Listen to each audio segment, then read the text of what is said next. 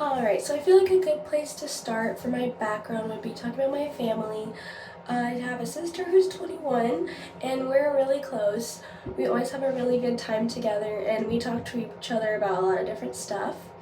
My dad, I get my personality from him, which I will talk about in the next slide or so.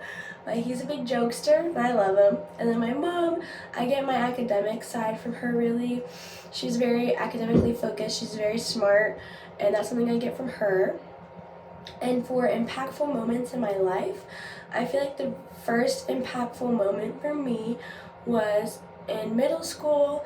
So this is academically really, but in middle school, I got my first B in math, and I was really disappointed in myself at the time because my sister had never gotten a B.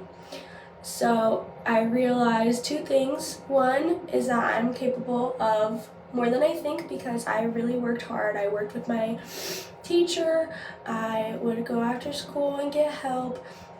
And I realized like it's okay to ask for help. It's okay to make mistakes and like learn. It's okay. And then two is that grades aren't everything. So mental health is still really important. Like getting a B is okay. You want your grades to be good, but you also don't want to sacrifice everything to get there. You want to have a good balance. That's what I learned from that experience.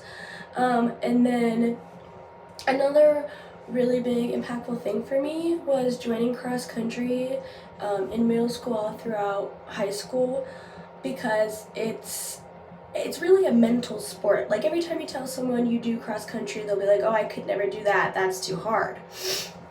Well, it is hard, but you push yourself mentally each race. You try to get a better time, a shorter time, and joining it taught me that I'm capable of a lot more than I think I am.